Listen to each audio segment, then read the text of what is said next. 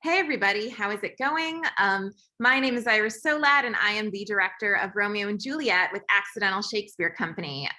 Whether it's your first time seeing these videos or you've seen the other two in the series, welcome. This is our kind of like podcast-esque, fireside chat-esque kind of peek into me and other company members talking about the process of creating our film of Romeo and Juliet during quarantine. So today I'm going to talk about the design inspiration and just like visual aesthetics. So a lot has changed in my design concept from the first thinkings about it during the before the pandemic when I was hired to direct this in 2019 until now when we did this Zoom version for you all during a pandemic. So when I was originally hired to do Romeo and Juliet, and we had no idea that COVID was going to happen, my plan was to set it in a very like traditional Elizabethan style, but make it a little bit steampunky, a little bit slightly more minimal than actual historical Elizabethan, but give it kind of a like just a mishmash of modern day minimalism with Elizabethan aesthetics. So what I would call neo-Elizabethan. And kind of my big why behind this was my why behind why Romeo and Juliet to begin with. And it is that to me, Romeo and Juliet is important and it will always stand the test of time because the story of Romeo and Juliet is about how love is the prioritization of love, peace, and pleasure is a truly radical act when you're living in a society that prioritizes violence and aggression for their own sakes. Like a lot of people do kind of discount, oh, Romeo and Juliet's so light and fluffy, but it's like, really, the fact that these characters, Romeo and Juliet, the fact that they dared to love each other despite this huge centuries-old grudge, which the text never says why the grudge started. It's a really pointless grudge. The fact that they did that despite all of the forces in their worlds telling them no, that is huge and that is radical and that is like radical love right there. And that is so important to keep emphasizing and to keep talking about over time. So originally my design aesthetic would have showed the world of the town of Verona and the world of the Capulet and Montague factions, whether they were fighting each other directly or just alone in like the house of the Capulets or the Montagues walking around town. Everything would be very cold. Like the set would be dark stone walls, iron dungeon grates. The costumes would be very sharp angles, very like pointy leather studs, very leaning into that heavy mix of Elizabethan and like steampunk, but also doing it on a budget, so making it minimal to be affordable. And then lighting would be very harsh, black and white lights. The sounds would be echoey and kind of the soundscape would show like the threat of danger constantly. And then when Romeo and Juliet were together with each other or they were alone, thinking about the other person, everything would be different. The color scheme would be very light, pastels, some warm colors, the angles of the scenery and their costuming, and the lighting would be very soft and like approachable, comfortable, soft, sensual, and safe. And it's like, okay, that is the different worlds. Like Juliet's balcony could be enveloped by just these like safe, plushy curtains. And so I am going to show you a Pinterest board of what my original R&J design would have looked like using screen share. And then I will talk about this new R&J and how I've adapted it. Okay, I'm gonna do screen share, y'all. Boopity boop. Okay, I hope that you all can see this. So this is just, I won't go through the whole thing, but this was the original one. So we've got here, this is what I'm talking about with this mix of kind of modern and Elizabethan aesthetics. So much of this, like this would have been like lovely for a Lady Capulet look. This would have been lovely for the ball. And like, you know, one day I will direct this production of Romeo and Juliet at a later date when we are out of the pandemic, and like just stuff like this for like the warring factions with like the sharp angles and stuff. Yeah, so I'm just going to allow you all to take a look at this. This also includes some quotes that I found particularly powerful in the design process. Or like, oh, here, this is an example of like that slightly more accessible and budget-friendly, minimal Elizabethan style that one would call the Neo-Elizabethan. Cool. Wow. A lot of quotes here. I might not show you guys the whole thing. It's on my personal Pinterest. Also, stars and like celestial themes were and still are a theme in this, because Romeo and Juliet spoke to each other and about each other in metaphors that included like a lot of hints to the stars, the sun, and the moon. Also, like this kind of set and lighting for the show. Again, if it were to happen in real life, but then this kind of like coloring and lighting for Romeo and Juliet if they were to have seen each other alone without the threat of violence and stuff. Oh, I just love this image here. I think we're close to the end, and then I will talk about our upcoming presentation of Romeo and Juliet via the world of film. Boom, boom, boom, boom, boom.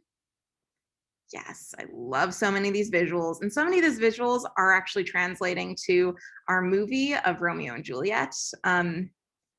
Yeah, but this is so much of what I've had in mind, kind of contrasting that softness of Romeo and Juliet as themselves with the harshness and like the ever-present threat of violence. Ooh, we're at the end, but stuff like this kind of look here, or this kind of like just exposed cagery, that's cool. So in this Romeo and Juliet, we have adapted it to be a period piece of the 2020 pandemic. And so we have intentionally set Romeo and Juliet in a contemporary Chicago where their families are families in Chicago, just communicating over Zoom calls. And the whole story basically takes place in a way where it could plausibly happen with these characters going to Zoom parties, chatting over Zoom, chatting over texting and social media. And like Juliet could live with her parents in an apartment in Chicago. Romeo lives with his single mom, Lady Montague, in an apartment in Chicago and hangs out with his friends, Benvolio and Mercutio, in real life as well as over Zoom. And like the fights intentionally were filmed at Winnemac Park because that's a place where they could have, with masks on, socially distantly dueled it out. So we decided to set it in Chicago during the pandemic because I kind of realized that like my original concept was really cool, but setting it during the pandemic seemed necessary because that is what we need right now. I do theater often because for me, telling stories and understanding stories has been a way to make sense of the world around us and to share about the world around us. And like this pandemic is what we're experiencing right now. And so that is why I think that it's important to talk about what is it like to meet the love of your life and be separated from the love of your life during this pandemic. So we have dubbed this version Romeo and Juliet 2020, the world's greatest love story for the world's longest year. So let us take a look on my Pinterest on a screen share. I'm going to screen share again. And we are going to we're going to look at my visual inspirations for this Romeo and Juliet.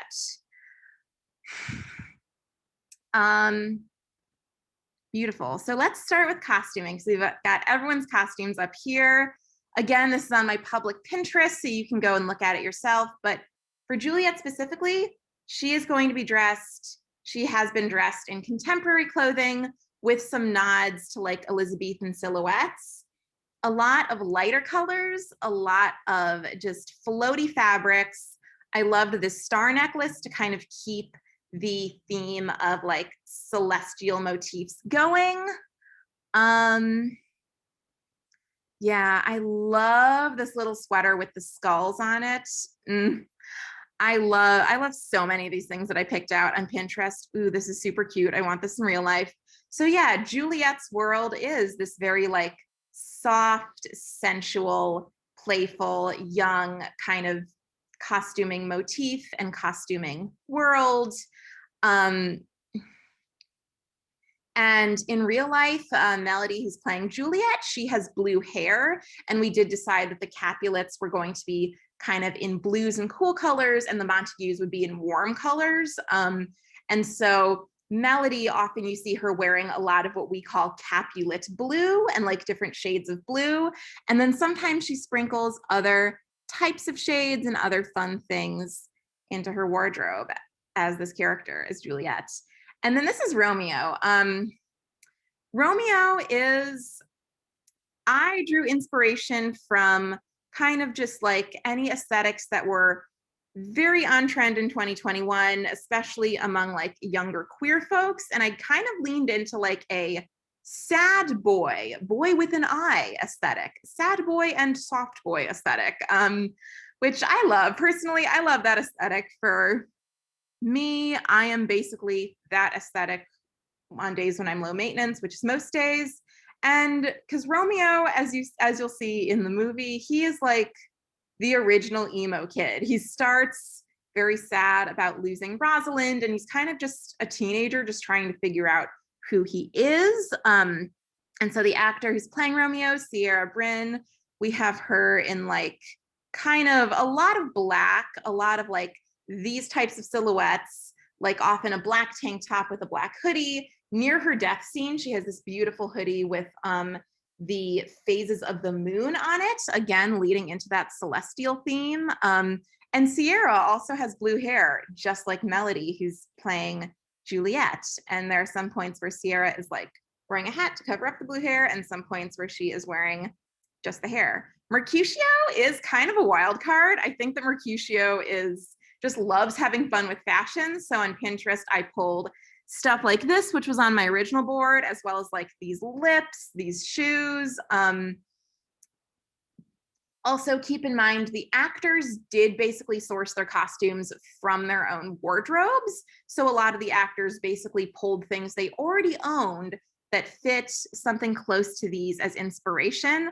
Also, Elizabeth Quilter, who's playing Mercutio, has an outfit that's almost like this. And I'm like, yes, these suspenders. Like these suspenders are literally like the most Mercutio.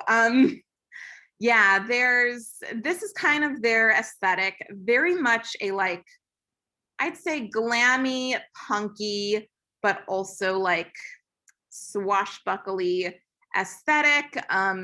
I think Mercutio loves David Bowie. There was a scene where we had Mercutio briefly turn on some music and sing along to Starman by David Bowie, but then I don't think we'll have the actual clip of Starman because copyright. Yeah, but that's Mercutio. And then Paris, the actor playing Mercutio, Elizabeth Quilter, is also playing Paris, and we just went in the opposite direction, like very preppy, very buttoned up.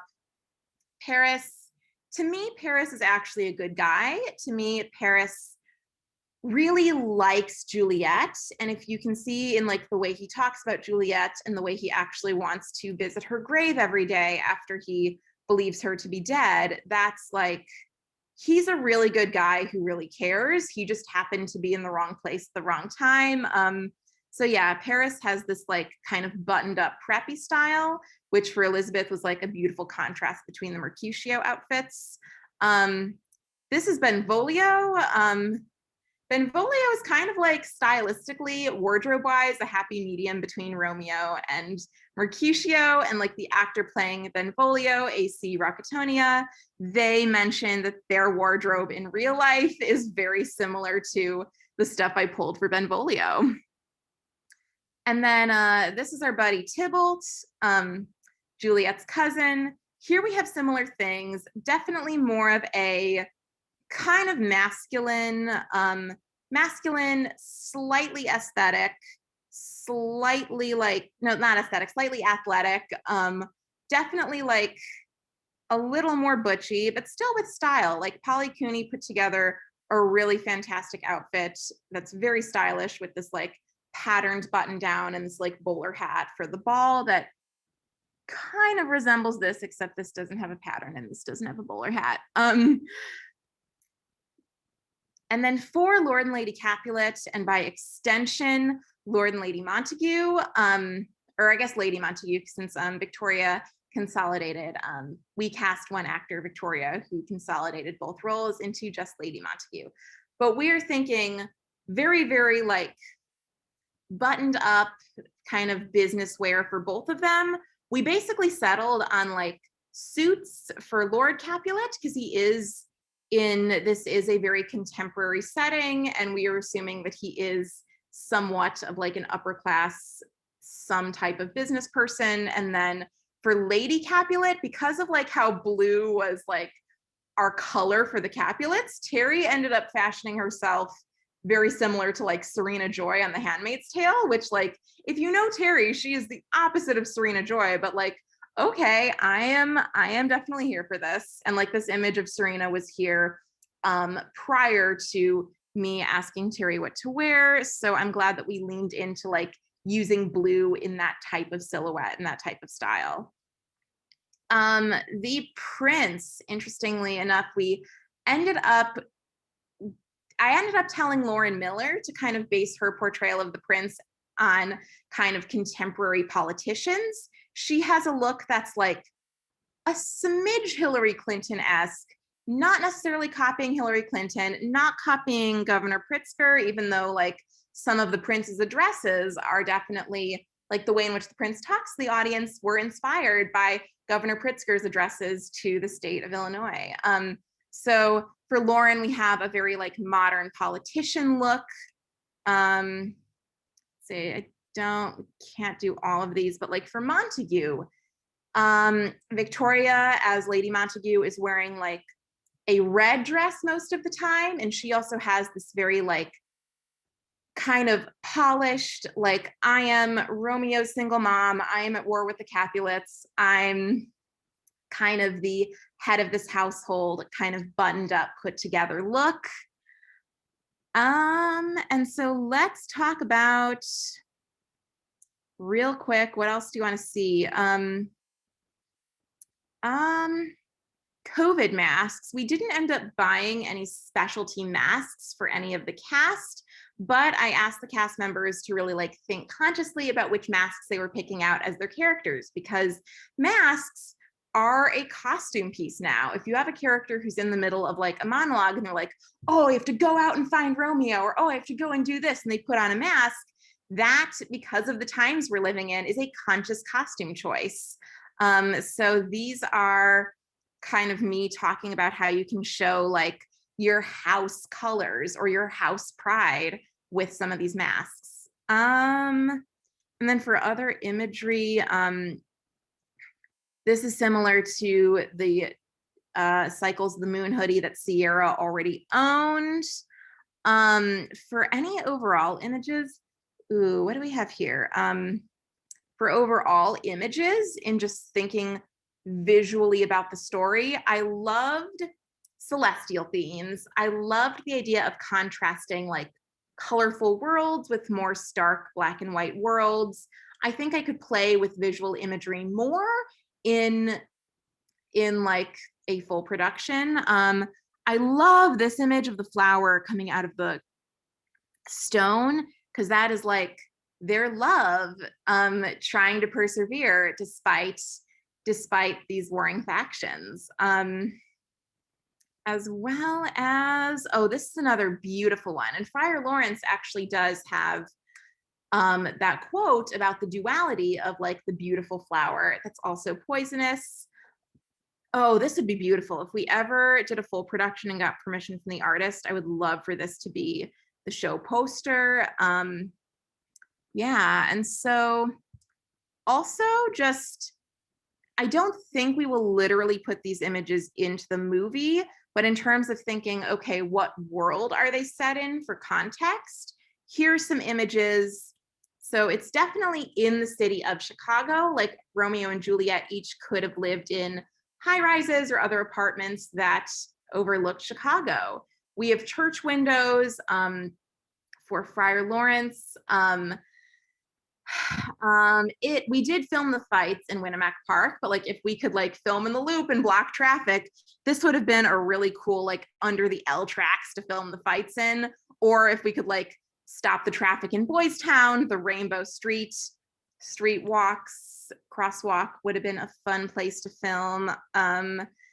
Or even just if we had the technology, like doing like really cool nighttime filming of characters going to and from locations, as well as the fights, like right in the loop. That would have been really cool. And I am still definitely inspired by these locations. Also, more realistically, just in thinking about and asking the actors to think about how the characters would have kept their desk spaces, since a lot of these conversations take place over Zoom. So the characters are often like, you see them in their spaces, and these images are not in the movie, but like maybe Lord Capulet would keep his desk space totally different than like this would be more of a Capulet desk space, would keep his space a lot different from like Mercutio. And then Romeo, Sierra, who's playing Romeo, has these beautiful string lights that look just like this, and this beautiful altar setup because she also teaches yoga in the space. And Benvolio has this little like comfy corner kind of like this. So really thinking about curating the spaces and curating what kind of your set as a teller of this story would look like. And so those were the inspirations that I pulled for those spaces. So I know I've been speaking a lot. I showed you my Pinterest for quite a long time. And so I really hope that you enjoyed this window into the world of what was going on in my brain as the actors and I kind of curated our costumes and sets for this Romeo and Juliet. So coming soon to YouTube this May and June, we will release Romeo and Juliet in 5 episodes. They will be available to the public for free. And we really hope that you can check out our adaptation of Romeo and Juliet, the world's greatest love story for the world's longest year. Thank you so much for listening, and have a wonderful rest of your day.